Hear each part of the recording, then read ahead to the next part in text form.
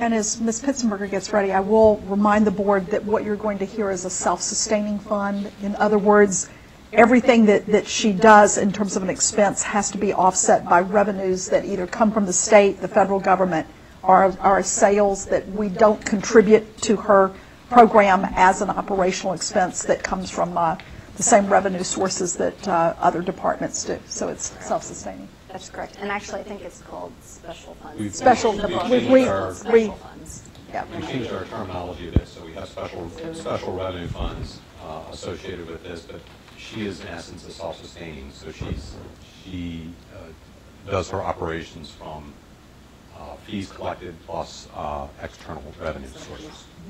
Yeah, that's correct. Okay. Good evening. I also would like to start with the mission of the program, which is considered within the budget preparation, and that is with the school community to provide healthy, balanced meals by offering excellent services and promoting nutrition and wellness. Okay, and so the proposed budget is just over $5.5 million. When you dissect that, the revenue splits about 50-50%, 50% from federal and state subsidies, and the other 50% of revenue is generated from sales.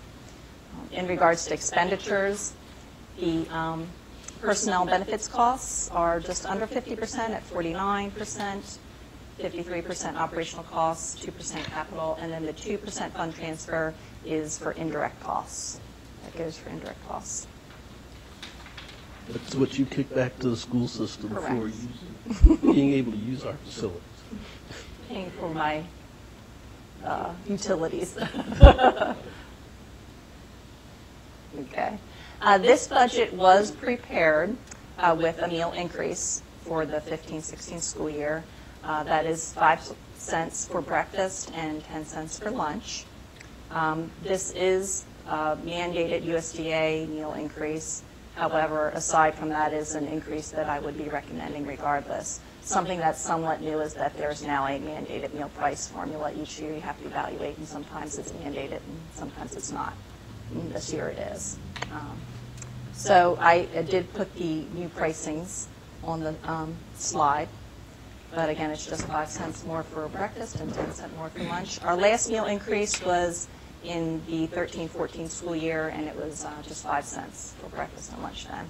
So you charge $2.65. So that's a secondary student lunch for a meal that, for example, could consist of baked chicken, creamy whipped potatoes, seasoned green beans, and a biscuit.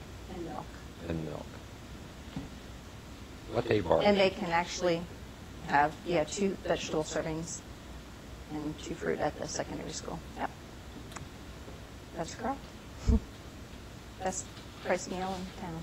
Yeah, so I guess the message there is it's highly affordable.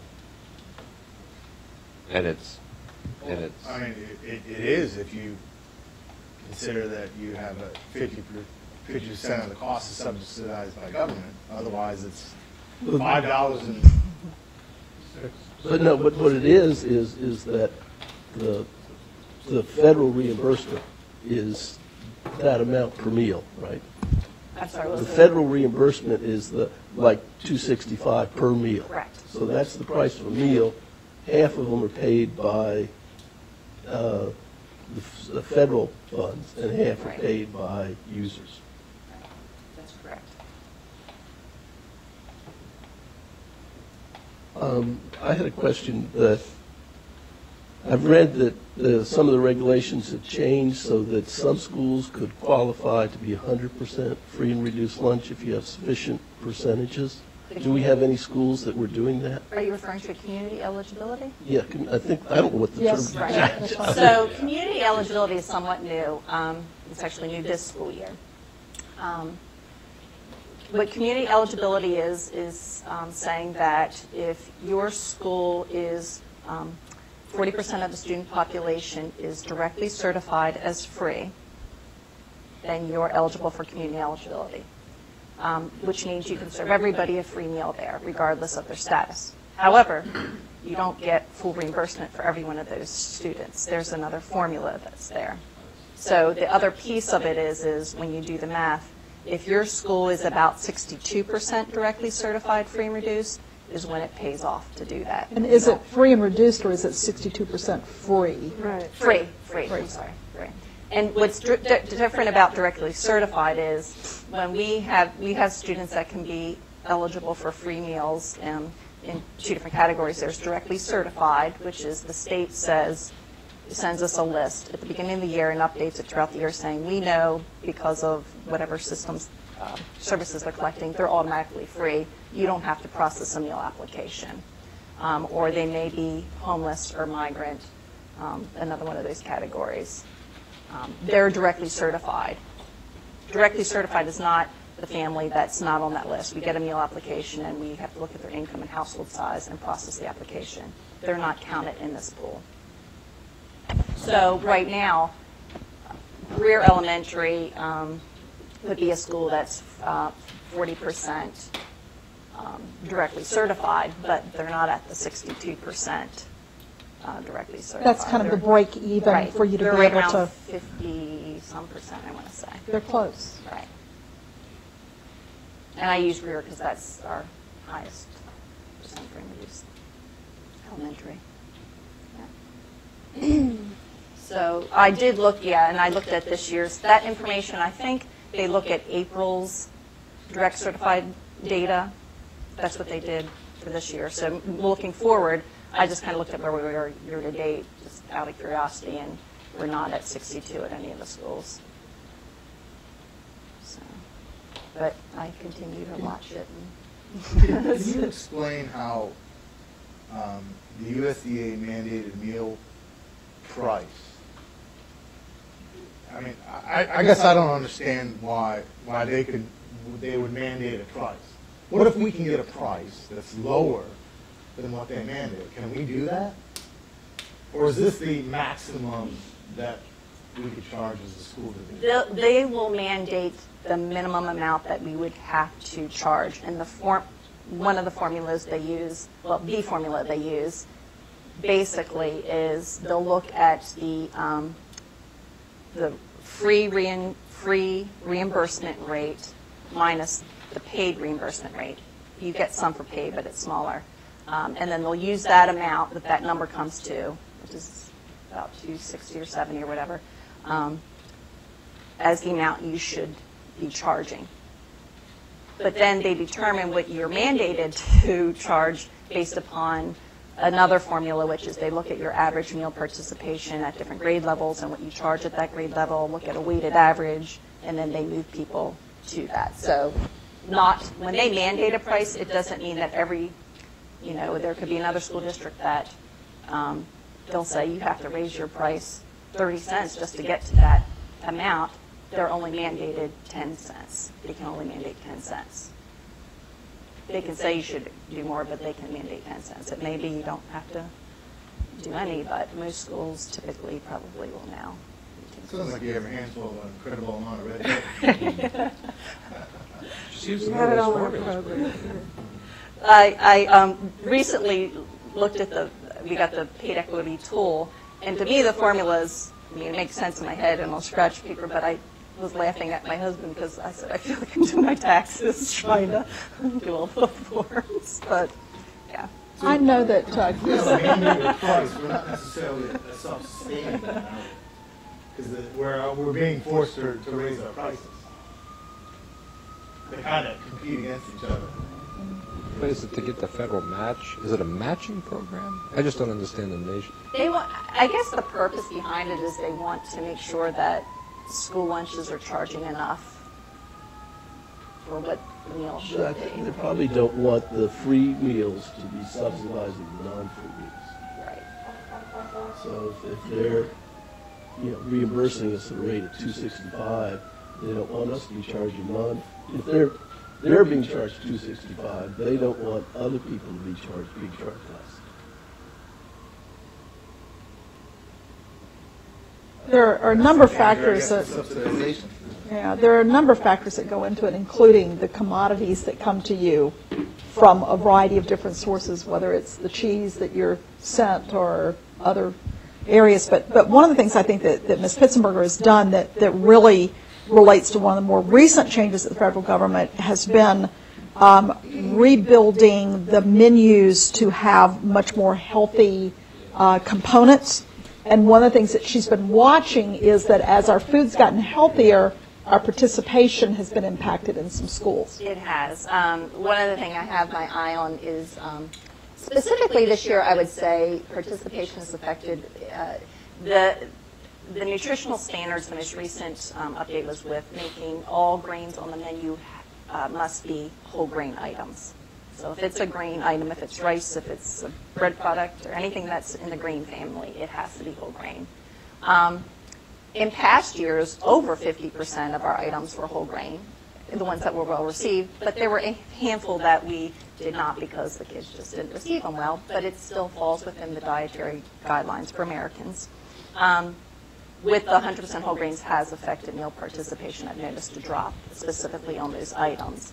There is a spending bill that's in Congress, and as I understand, before the end of 2015, if that passes as law, they will relax the nutritional standard to go back to at least 50% of your whole grain items on the menu have to be whole grain, which in my opinion would be reasonable.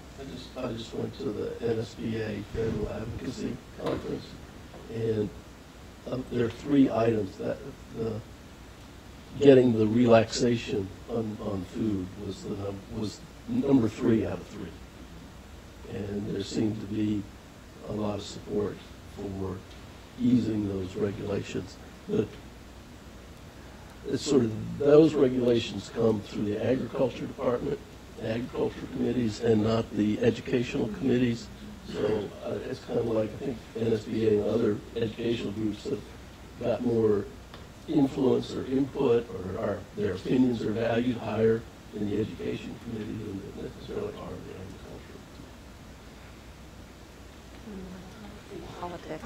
What percentage of the 2 questions related to students eligible for free and reduced lunches, what percentage of total lunches that we serve are for students eligible for free and reduced lunches? And then what percentage of those who are eligible utilize that eligibility? Okay.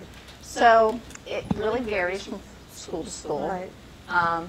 We School do level or just school? individual school. Okay. And it's interesting, we've had a discussion in our office, is it seems that the higher percent of a free and reduced eligibility at a school, the more of those students participate.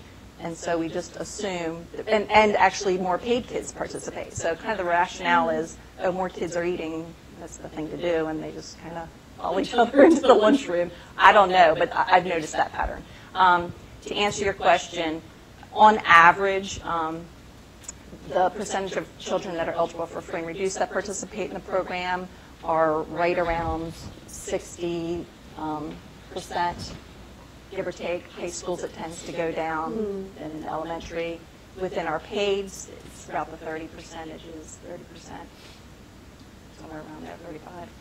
I also appreciate that Ms. Pitzenberger has worked very hard that anytime we have an opportunity to buy local, that we bring that in, because we think that both helps us in our own community to support our own community agribusiness, but also that it really puts fresh foods right out there. And so I know that that's been another area that you've tried to work with, whether it's getting grants or whether it's doing some other work in that area. Right. Define your use of local.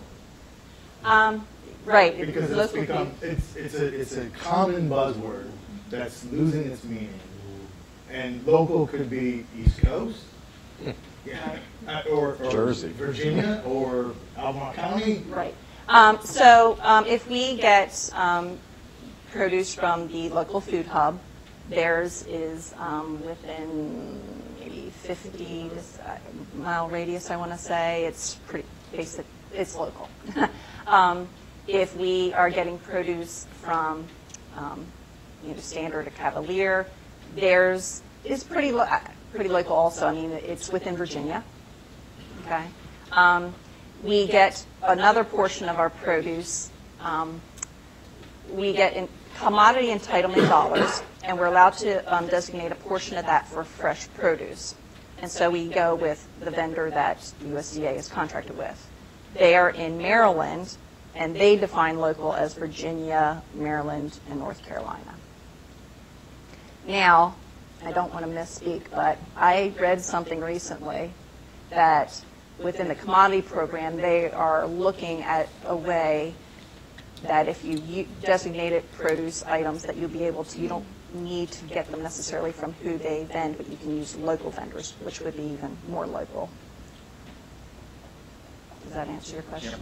When you were talking about the percentages free and reduced lunch, does that include the a la carte, or is that just the whole lunch? That's just the meal. So what percentage of students just do a la carte? I don't know that number off the top of my head, but I could get that data for you. I have it.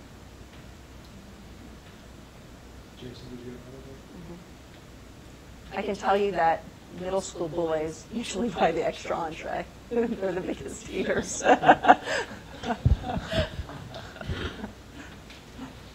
For good reason. I touched on some of the things on this slide.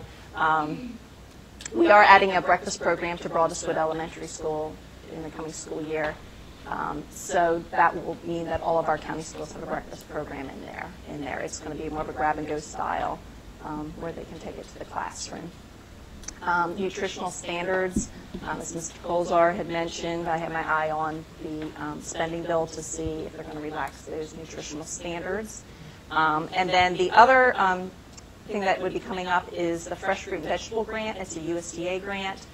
That has been available each year. The application usually comes out around in May and is a real quick turnaround.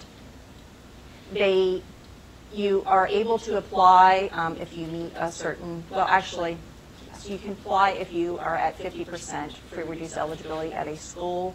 They tend to award to schools that are the higher percent free and reduced. We've applied before and have been awarded sometimes and declined others. Recently we've been declined, and I think it's been because more schools have been applying and they're trying to just kind of switch it up and give other schools an opportunity. But we'll be applying again this year. Greer again probably is our more likely school. If we get awarded, we would get one. What that would mean is it's a separate fund, and they give you money.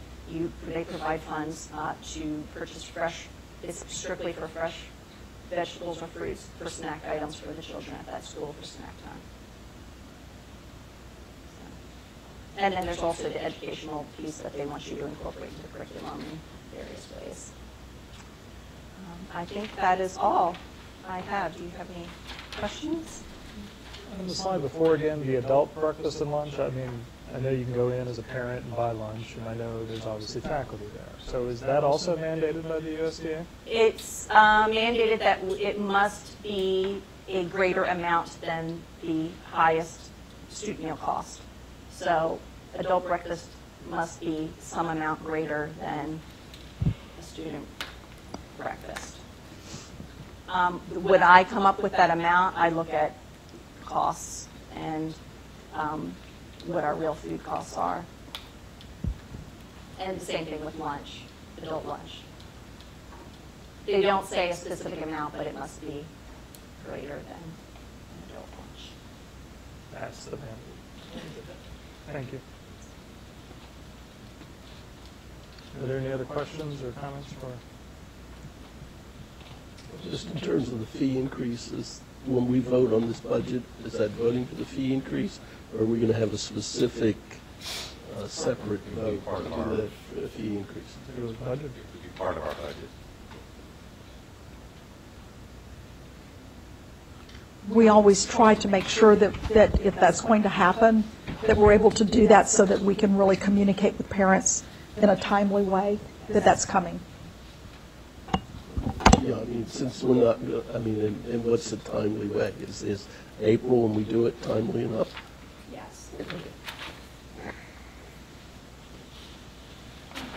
Thank you.